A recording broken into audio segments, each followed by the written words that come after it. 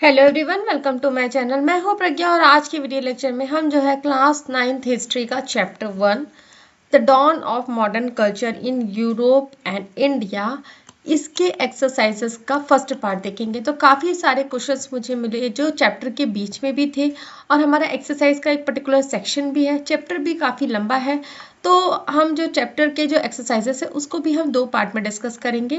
तो ये जो एज है, जो मॉडर्न कल्चर का एज है, इसे अर्ली मॉडर्न एज भी कहा जाता है और इसका ड्यूरेशन क्या है, 1300 से 1800 सीई का टाइम, ये टाइम ड्यूरेशन है।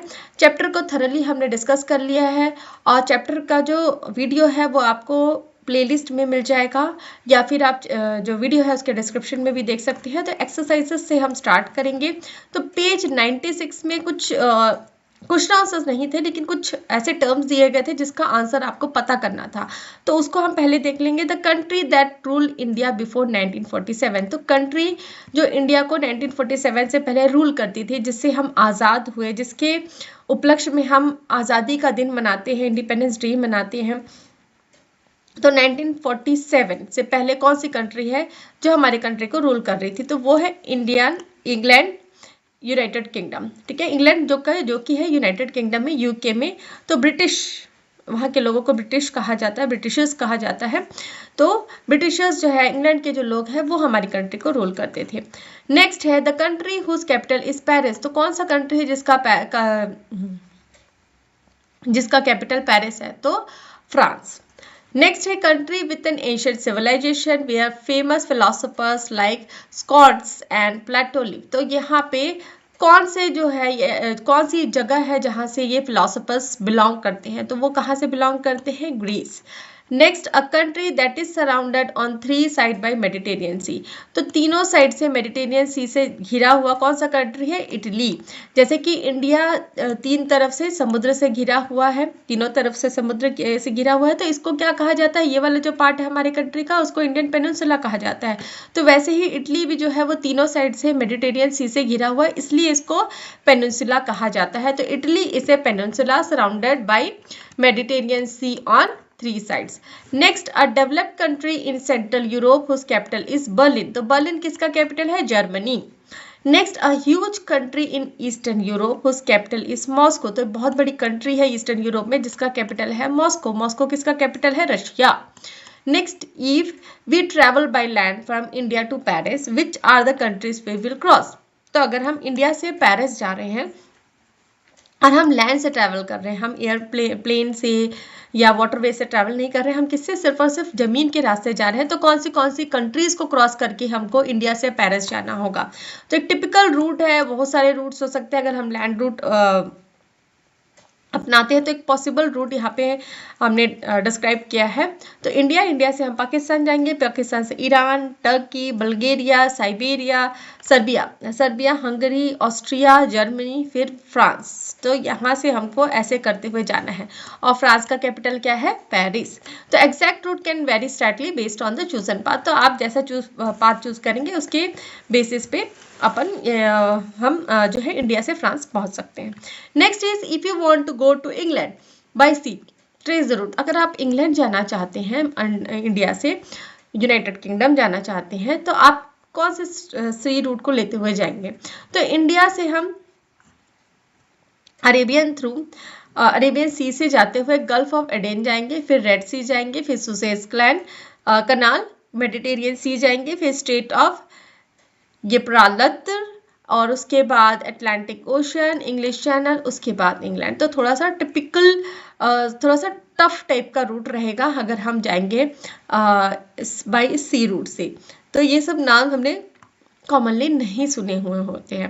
Next is locate Iran on map, this country has very ancient culture ties with India, तो लोकेट करना है तो ईरान कहाँ पे है, north west of India across Pakistan. अगर हम नॉर्थ वेस्टर्न साइड में देखेंगे मैप में तो आपको ईरान आपको दिख जाएगा। तो ये जो है ये टास्क आपको करने हैं, आप वर्ल्ड का मैप देखिए, उसमें आपको ईरान मिल जाएगा। तो इंडिया के नॉर्थर्न वेस्टर्न साइड में अक्रॉस पाकिस्तान के पास आपको देखना है। नेक्स्ट इज लोकेट इराक, वैसे ही हमको इराक देखना है, तो Iraq lies directly west of Iran. तो ईरान से अगर आप वेस्टर्न साइड में जाएंगे तो आपको इराक दिख जाएगा। और इराक जो है वो क्या था, होम था एंशिएंट मेसोपोटामियन सिविलाइजेशन का। एंशियंट मेसोपोटामियन सिविलाइजेशन था जो कंटेम्प्रेरी माना जाता है हड़प्पन सिविलाइजेशन से। Next is locate the Arabian Peninsula. Islam was born here and Christianity began in Palestine. तो हमको अरेबियन पेनिनसुला को मार्क करना है मैप में। तो अरेबियन पेनिनसुला क्या है? एक लार्ज लैंड मास है। कहाँ? Red Sea on the west, between Red Sea and Persian Gulf में। तो मेजर कंट्रीज इसमें कौन सी आती है? Saudi Arabia, Yemen, Oman, UAE, Qatar and Kuwait. तो ये सारे जो है ये मुस्लिम कंट्रीज है। तो ये सारे जो है अरेबियन, इसलिए अरेबियन पेनिनसुला कहा जाता है। पेज 97 में क्वेश्चन दिया हुआ है, first locate India, Iran, Iraq, Turkey, Spain, Italy, France, Holland, England etcetera in your Atlas on the wall map in your class. Then identify some of the important towns in these countries. For example, Vijayanagara, Surat, Delhi, Tehran, Isfahan, Baghdad, Istanbul, Venice, Rome, Florence, Geneva, Paris, London, etc.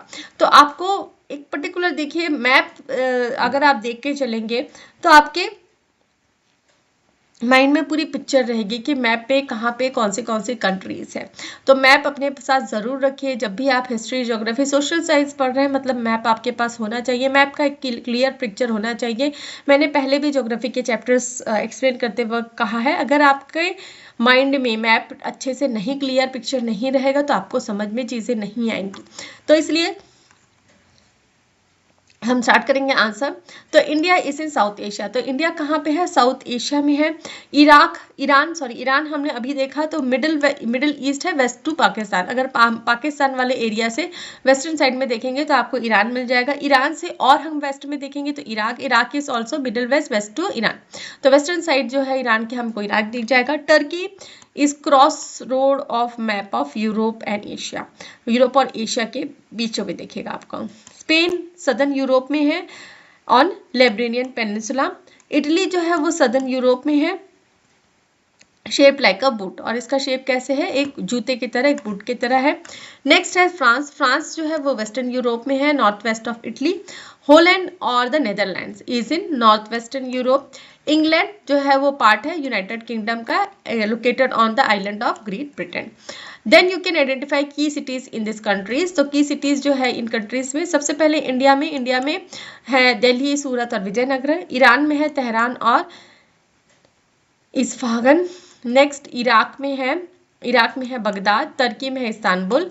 Italy में है रोम, Venice और Florence. France में है Paris और Geneva.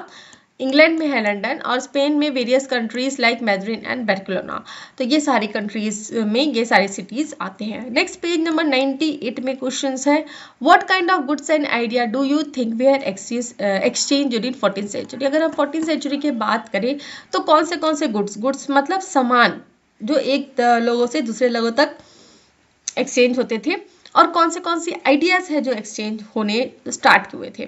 तो हम जैसे कि हमने प्रीवियस चैप्टर है हिस्ट्री में, उसमें देखा था कि लोग कौन से गुड्स के लिए एक जगह से दूसरी जगह, मेन तो कपड़े हो गए, मसाले हो गए, और भी बहुत सारी चीज़ें तो हम देखेंगे आंसर में। So during the 14th century many goods and ideas were exchange through trade routes like silk route and Indian Ocean trade. तो सिल्क रूट के बारे में, जो चाइना से लेके एशियन कंट्रीज में जाता था, तो उसे सिल्क रूट इसलिए कहा जाता था कि वहाँ से सिल्क लेके आया जाता था। सिल्क का डिस्कवरी किसने किया था? चाइना ने किया था। तो 14th सेंचुरी में कौन से गुड्स एक्सचेंज होते थे? सबसे पहला है सिल्क, फिर स्पाइसेस, मसाले, porcelain from China and Asia. Porcelain क्या है? जो चीनी मिट्टी के जो बर्तन है उन्हें पोर्सिलेन कहा जाता है। तो इनके लिए चाइना और एशिया में लोग आते थे।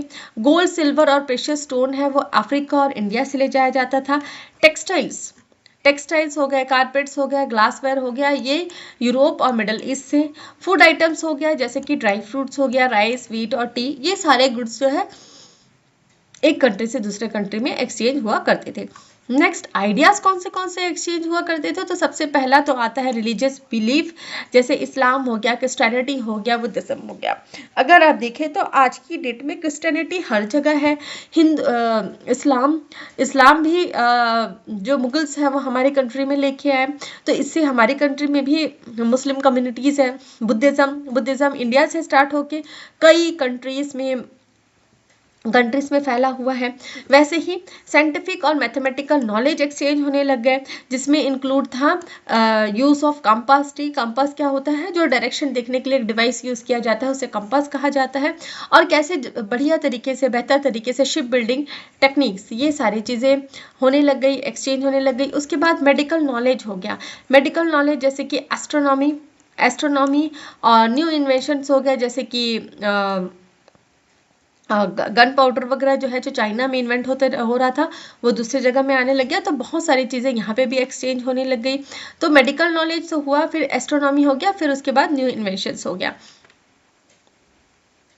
उसके बाद कल्चरल आइडियाज एक्सचेंज होने लग गई। आर्ट हो गया, म्यूजिक हो गया, लैंग्वेज हो गया, लिटरेचर हो गया। उसके साथ साथ हमने अभी इस चैप्टर में भी देखा कि कल्चरल आइडियाज के साथ साथ जो स्कल्पचर्स बनते थे, ठीक है, स्कल्पचर्स मतलब जो भी मूर्तियां बन रही थी या फिर जो भी बिल्डिंग्स बन रहे थे, उसमें भी काफ़ी सारा इन्फ्लुएंस था, जो भी बाहर से, जो कंट्री से जो लोग आते थे, उनके आइडियाज का। नेक्स्ट है, many people say that government today has more power and authority that centralised kingdom of Mughals. Do you agree with this point, view point? Give reason for your answer. तो बहुत लोग ये मानते हैं कि आज की जो गवर्नमेंट है वो ज़्यादा पावरफुल है, ज़्यादा सेंट्रलाइज्ड है जो मुगल्स थे उनके अकॉर्डिंग। तो क्या आप सोचते हैं? Yes, of course. उस समय जो है इतनी ज़्यादा फैसिलिटीज़ नहीं थी, उस समय के का टाइम अलग था, आज का टाइम अलग है। आज के टाइम में लोग बहुत सिस्टमेटिक है, we have a power of telecommunication, तो बहुत सारी चीज़ें हैं। तो यस, आज की गवर्नमेंट बहुत ज़्यादा पावरफुल है मुगल से। क्यों? क्योंकि एक रिटन कॉन्स्टिट्यूशन है हमारे पास, जिसके अकॉर्डिंग हम वर्क करते हैं। हमारे पास लार्ज और ऑर्गेनाइज्ड एडमिनिस्ट्रेशन है, जैसे कि IAS, IPS, कोर्ट्स हैं। उसके बाद हमारे पास मॉडर्न टेक्नोलॉजी है, जिससे हम इजीली कम्युनिकेट, फास्ट कम्युनिकेशन कर सकते हैं और इजीली कंट्रोल कर सकते हैं, हैंडल कर सकते हैं चीज़ों को। उसके बाद handles many responsibility like health, education, transport, defence. तो हमारे पास अलग अलग सेक्शंस हैं, जिसके अकॉर्डिंगली जो है जो भी मिनिस्ट्रीज है, जैसे कि हेल्थ, एजुकेशन, ये सारा अपना काम करती है। And has a rule of law, not just rulers personal power. तो हमारे पास रूल करने का एक लॉ है, जिसके अकॉर्डिंग जो है हमारी कंट्री रूल होती है। कोई एक रूलर का पर्सनल पावर नहीं है, पर्सनल व्यू पॉइंट नहीं है, एक रिटन रूल्स है, लॉस है, जिसके अकॉर्डिंग हम काम करते हैं। नेक्स्ट इज पेज 99 में दिया गया है, what did the church think of Greek, Latin classics and why did it think this way. तो जैसे कि हमने चैप्टर में देखा कि चर्च, पहले के समय जो चर्च है उसको सुप्रीम माना जाता था। चर्च की जो चर्च के जो प्रीस्ट है जो बोलते थे उसी को ही माना जाता था। कोई रीजनल थिंकिंग नहीं होती थी, कोई क्वेश्चन करने वाला नहीं होता था। लेकिन ग्रीक और लैटिन क्लासिक्स में जो लिखा हुआ था वो लोगों के जब समझ में आने लगा, तब लोगों को पता चला कि चर्च जो बोल रहा है वो सारी चीज़ें सही नहीं है। तो क्या किस रीज़न से जो चर्च है ये सोच रहे थे कि ग्रीक और लैटिन क्लासिक्स जो है वो क्या है क्या नहीं है, वो क्या सोच रहे थे और क्यों इस तरीके के सोच रहे थे। तो church believe that Greek and Latin classics were not in harmony with Christian scriptures. तो चर्च का ये मानना था कि जो ग्रीक और लैटिन क्लासिक्स में लिखा गया है वो क्रिश्चियन स्क्रिप्चर्स में जो लिखा हुआ है, क्रिश्चियनिटी में जो लिखा हुआ है उसके अकॉर्डिंग नहीं है, उसके साथ नहीं चल रहा। इट थॉट दिस बिकॉज, और ये ऐसा क्यों सोचते थे? क्योंकि क्लासिक्स जो है वो कब लिखा गया था? Before birth of Christ. Jesus Christ जो थे, जिसको क्रिश्चियन लोग मानते हैं, तो जीसस क्राइस्ट के बर्थ से पहले ये सारी चीज़ें लिखी गई होती, तो इसका कोई महत्व नहीं है, इसका कोई मायने नहीं है, वो ये मानते थे। Since they came from a pre-Christian time, the church felt their ideas might contradict or challenge Christian teachings। और वो ये सोचते थे कि वो क्रिश्चियन टाइम से पहले, मतलब जो बर्थ ऑफ क्राइस्ट है उससे पहले के टाइम में ये लिखा गया है। तो चर्च को ये लगता था कि ये जो आइडियाज़ है वो कॉन्ट्राडिक्ट करेंगे। कॉन्ट्राडिक्ट मतलब मेल नहीं खाएंगे और चैलेंज करेंगे क्रिश्चियन के जो टीचिंग्स है उसको। और the church also fear that studying this text could lead people to question its authority. और लोग चर्च को ये भी लगने लगा कि अगर लोग ये सारी चीज़ों को पढ़ने लगे, जानने लगे, तो लोग क्वेश्चन करना चालू कर देंगे चर्च की अथॉरिटी के ऊपर। Next is what were the subjects covered in ancient Greek classic. तो एंशिएंट ग्रीक क्लासिक जिसके बारे में यहाँ बात की जा रही है, ग्रीक और लैटिन क्लासिक, तो ये इसमें एरिया क्या क्या कवर्ड थे, क्या क्या सब्जेक्ट्स कवर्ड थे, तो इसका हमको लिस्ट बनाना है। तो ग्रीक क्लासिक्स में क्या क्या चीजें डिस्कस हुआ करती थी। सबसे पहला है फिलोसफी। फिलोसफी में स्कॉटेस है, प्लेटो है, एरिस्टोटल है, इन्होंने काफी सारी फिलोसफीज लिखी थी, वो सारी चीजें। पॉलिटिक्स और गवर्नमेंट के बारे में, गवर्नेंस के बारे में बताया गया था। मैथमेटिक्स जिसमें ज्योमेट्री और नंबर्स के बारे में बताया गया था। साइंस और एस्ट्रोनॉमी, एस्ट्रोनॉमी क्या होता है, जो हम प्लैनेट्स के बारे में पढ़ते हैं, तारों के बारे में पढ़ते हैं, इसे एस्ट्रोनॉमी कहा जाता है। मेडिसिन के बारे में था इसमें। हिस्ट्री, ज्योग्राफी, लिटरेचर, आर्ट और आर्किटेक्चर, काफी सारी जो सब्जेक्ट्स है इसमें कवर की गई हुए हैं। Next is what new profession and work do you think urbanization and the formation of powerful new monarchs could have created। तो ये चीजें हमने थोड़ा बहुत क्लास 8th में भी दिया था, देखा था कि कौन से नए प्रोफेशंस क्रिएट होके आए थे अर्बनाइजेशन और ये जो पावरफुल न्यू मोनार्चीज जो क्रिएट हो रहे हैं उसके कारण। So urbanization and new monarchies created job that didn't exist earlier। तो इसमें कौन से थे, बैंकर्स हो गया, मनी लेंडर्स हो गया, एंड बुक कीपर्स हो गया। तो बैंकर्स कौन होते हैं, जो बैंक को मैनेज करते हैं। मनी लेंडर्स जो पैसे ब्याज में देते हैं। बुक कीपर्स क्या हो गया, जो खाता का, जो अकाउंटेंट हम बोलते हैं, जो अकाउंट्स का देख रेख करते हैं, कितना पैसा आया कितना पैसा गया। उसके बाद ट्रेडर्स, मर्चेंट्स और शॉपकीपर्स आ गए। तो ट्रेडर्स, मर्चेंट्स ये क्या करते थे, सामान बेचने का काम करते थे। नेक्स्ट इज लॉयर्स आ गए, जो कोर्ट में हमारा केस लड़ते हैं। जजेस आ गए, जो जज का काम करते।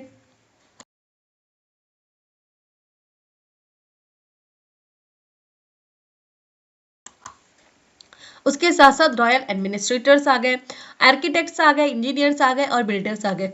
तो आर्किटेक्ट कौन होता है, आर्किटेक्ट वो होता है जो बिल्डिंग का डिजाइन तैयार करता है। इंजीनियर कौन होता है, जो बिल्डिंग को बनाता है, उसका स्ट्रक्चर को बनाने में हेल्प करता है। और बिल्डर्स कौन होते हैं, जो साक्षात वहां बनाने का काम करते हैं। तो वैसे ही आर्टिस्ट हो गए, पेंटर्स, स्कल्पचर्स और राइटर्स आ गए। तो आर्टिस्ट जो आर्ट का काम करता है, कोई भी चीज जैसे पेंटिंग वेंटिंग बनाने का काम करता है, वैसे ही पेंटर्स हो गए, आर्टिस्ट पेंटर्स हो गए, और स्कल्पचर्स हो गए जो मूर्ति वगैरह बनाने का काम, राइटर्स जो लिखने का काम। वैसे ही टीचर्स आ गए, स्कॉलर्स आ गए, बुद्धिमान लोग, और ट्रांसलेटर्स आ गए। ट्रांसलेटर्स भी बहुत इंपॉर्टेंट रोल प्ले करने लग गए, क्योंकि जैसे जो दूसरे जैसे रामायण है, तो रामायण संस्कृत में लिखी गई थी। तो मुस्लिम जो मुगल रूलर्स थे, उनको भी वो चाहते थे कि हम रामायण और महाभारत के बारे में जानें। तो इसके लिए उनको क्या जरूरत थी, ट्रांसलेटर्स की जरूरत थी। और साथ ही साथ वैसे ही जो बाहर से यहाँ पे हमारी कंट्री में ट्रेड करने आते थे, तो उनकी लैंग्वेज को भी ट्रांसलेट करने के लिए लोगों की जरूरत, तो ट्रांसलेटर एक पर्टिकुलर जॉब बन गया। वैसे ही प्रोफेशनल सोल्जर्स और टैक्स कलेक्टर्स भी का भी गेम प्लेन तो के भी पोस्ट आ गए। नेक्स्ट पेज नंबर 100 में क्वेश्चन है, what do you think were the problem faced with kings who wanted to become powerful and merchants who want to earn profit। तो क्या आप क्या सोचते हैं कि उस समय जो है क्या प्रॉब्लम फेस किए जा रहे थे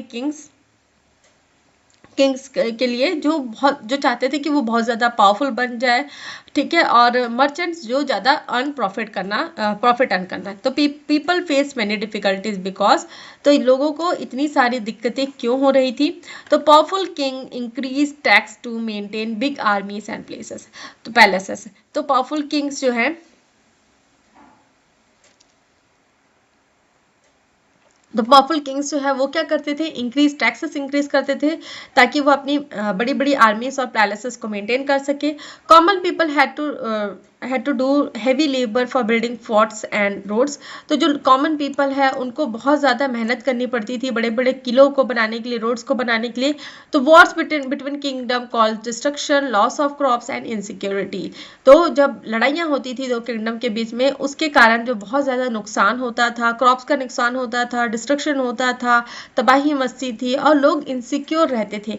इनसिक्योरिटी मतलब वो हमेशा डरे हुए रहते थे कि कभी भी लड़ाई हो जाएगी तो उनको लड़ाई करना पड़ेगा, या लड़ाई के कारण उनको नुकसान झेलना पड़ेगा। Merchant increase prices to earn more profit, making goods costly for ordinary people. तो मर्चेंट्स जो है वो प्राइसेस जो है कम्युनिटीज़ के, कोई भी चीज़ों के बढ़ा देते थे, जिससे ऑर्डिनरी मैन जो है वो उसको खरीदने में दिक्कत होती थी। ट्रेड राइवलरी होती थी। ट्रेड राइवलरी मतलब व्यापार के कारण झगड़ा लड़ाई होता था, जिसके कारण बहुत सारे कॉन्फ्लिक्ट्स और अनफेयर प्रैक्टिसेस होते थे। फार्मर्स और क्राफ्ट्समैन को एक्सप्लॉइट किया जाता था ताकि वो प्राइसेस पे उनका कोई कंट्रोल ना रहे।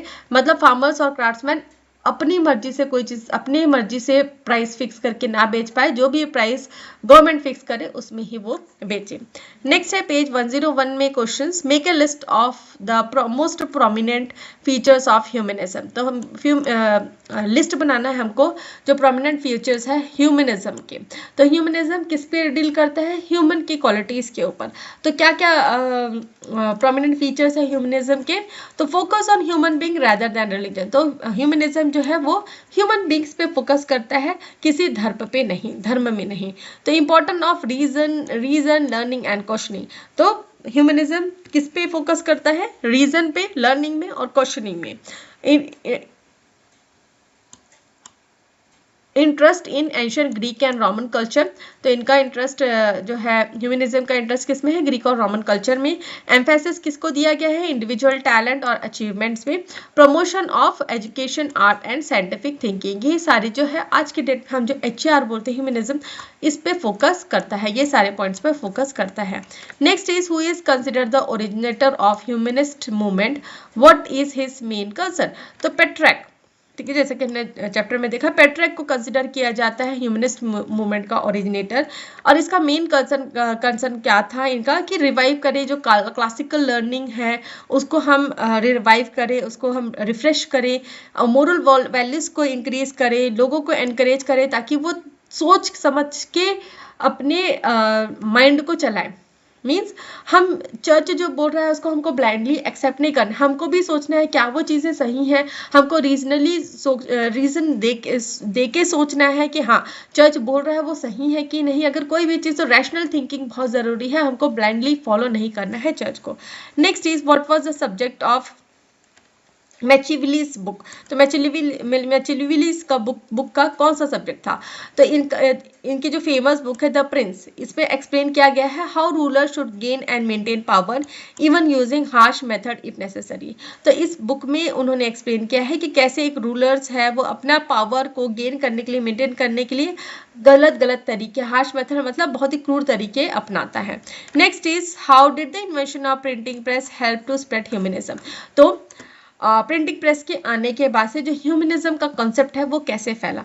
तो कैसे फैला? सबसे पहले तो बुक्स जो है, प्रिंटिंग प्रेस से क्या है, बुक इजीली प्रिंट हो जाती थी, कोई ज़्यादा खर्चा नहीं होता था, तो बुक्स क्या है इजीली मिल जाती थी और चीप भी होती थी, मतलब सस्ती भी होती थी। तो classical text and new humanist idea spread quickly across Europe.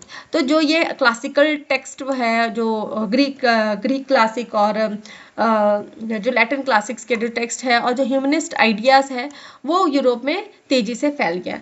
मोर और बहुत ज़्यादा तादाद पे लोग जो है वो पढ़ना सीख गए, पढ़ रहे हैं और उनकी क्यूरियोसिटी बढ़ती गई और वो इंडिपेंडेंटली थिंक करने भी लग गए। Next is should intellectuals have unlimited freedom to criticise society और should the government set limits.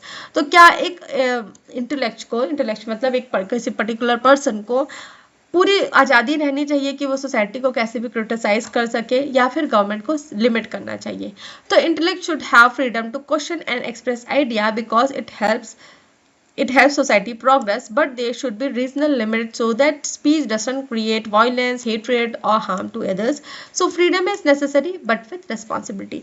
तो ये यहाँ पे यही कहा जा रहा है कि हर एक इंडिविजुअल को, इंटेलेक्चुअल को क्या है, अपना विचार रखने के लिए एक्सप्रेस ऑफ फ्रीडम होना चाहिए कि वो अपनी बातों को रख सके, क्वेश्चन कर सके, अपनी आइडियाज़ को एक्सप्रेस कर सके ताकि सोसाइटी में प्रोग्रेस हो। लेकिन ये जो रीजनेबल लिमिट्स होने चाहिए इसमें से, ताकि कोई भी अगर हम कुछ बोल रहे हैं तो वो किसी को बुरा मत लगे, ठीक है, हार्म मत करे, अदर्स को वायलेंस ना क्रिएट करे। ऐसे कृत्य में थोड़ा सा हम जो है लिमिट लगाने की जरूरत है। So freedom is necessary but with responsibility. Next is why did European intellectual studies study the ancient classic in their search for new ideas. So क्यों जो है यूरोपियन के इंटेलेक्चुअल्स जो है वो एंशिएंट क्लासिक्स को पढ़ने लग गए ताकि वो नई आइडियाज को सर्च कर सके। क्यों ऐसा क्यों हुआ? क्योंकि they believe Greek and Roman books contain scientific, rational and artistic knowledge. क्यों? क्योंकि उनको ये लगता था कि ग्रीक और रोमन बुक में लगता नहीं, ऐसा था कि उनका मानना था कि जो ग्रीक और रोमन बुक्स है उनमें साइंटिफिक, रैशनल और आर्टिस्टिक नॉलेज है। साइंटिफिक मतलब साइंस से रिलेटेड, रैशनल मतलब एक जिसका कोई रीजन है, आर्टिस्टिक जो आर्टिस्ट वगैरह जो काम करते हैं उसके related information. This classics help them question old beliefs specially church control. तो चर्च में जो कंट्रोल करके रखा जाता था चीज़ों को, अपनी सोच को थोपा जाता था लोगों पे, तो ये जो ओल्ड बिलीव्स है उसको क्वेश्चन करने का उनको आइडियाज मिलते थे इससे। They wanted to discover a time when learning and creativity were value. तो वो ये चाहते थे कि एक ऐसा टाइम आए, रीडिस्कवर करें एक ऐसा टाइम जहाँ पे लर्निंग और क्रिएटिविटी को वैल्यू मिल सके। तो what impact that printing of books have on intellectual freedom. तो बुक्स के प्रिंट होने से इंटेलेक्चुअल फ्रीडम पे क्या इफेक्ट पड़ा? तो लोग अब ज़्यादा से ज़्यादा बुक्स, पीपल को read different ideas not just church teaching. तो पहले जो लोग हैं अब जो है क्या है, लोग ज़्यादा से ज़्यादा पढ़ रहे हैं, डिफरेंट आइडियाज़ को पढ़ रहे हैं, तो वो सिर्फ चर्च की टीचिंग्स पे ही निर्भर नहीं है। It encourage debate, criticism and new thinking. और इससे क्या है, किस चीज़ों को बढ़ावा मिला? डिबेट मतलब कोई भी अगर गलत चीज़ हो रही है तो उसमें वाद विवाद करने की क्षमता, क्रिटिसाइज करने की क्षमता। क्रिटिसाइज करना मतलब अगर कोई गलत चीज़ है तो उसके ऊपर आवाज़ उठाना और नई नई चीज़ों को थिंक करने के लिए। राइटर्स को share their view widely and increasing intellectual independence. So और जो भी राइटर्स है वो अपनी बुक लिख रहे हैं, बुक को पब्लिश करा रहे हैं, पब्लिश मतलब वो प्रिंट हो रही है, और इससे भी जो है वो अपने जो आइडियाज है, इंटेलेक्चुअल इंडिपेंडेंस जो है उसको वो इंक्रीज कर रहे हैं। Today, a new technique is replacing printing. What is this technique? What impact is it having on intellectual freedom? The new technique is digital technology. तो अगर आज की डेट में हम देखेंगे तो बुक्स आजकल लोग बहुत कम पढ़ने लग गए हैं। आजकल हम डिजिटल जो टेक्नोलॉजी है उसको यूज़ करते हैं, हम टाइप करके खुद ही हमारे पास ई बुक्स है उसको हम पढ़ रहे हैं, या फिर हम यूट्यूब से पढ़ने की बजाय हम यूट्यूब में सुनना पसंद करते हैं, हम पॉडकास्ट सुनना पसंद करते हैं, बहुत सारे जो है जैसे स्पॉटिफाई वगैरह में सुनना पसंद करते हैं चीज़ों को। तो टुडे एक नई टेक्निक जो है रिप्लेस कर रही है वो प्रिंटिंग को, वो क्या है? Digital technology. तो internet, e book, social media and online, ये सारी चीज़ें जो है इसने प्रिंटिंग को रिप्लेस करती है। It allows idea to spread instantly across the world. तो आज की डेट में ये जो टेक्निक है इससे क्या हो रहा है, कोई भी आइडिया है वो कॉन्स्टेंटली स्प्रेड हो जाता है अक्रॉस द वर्ल्ड।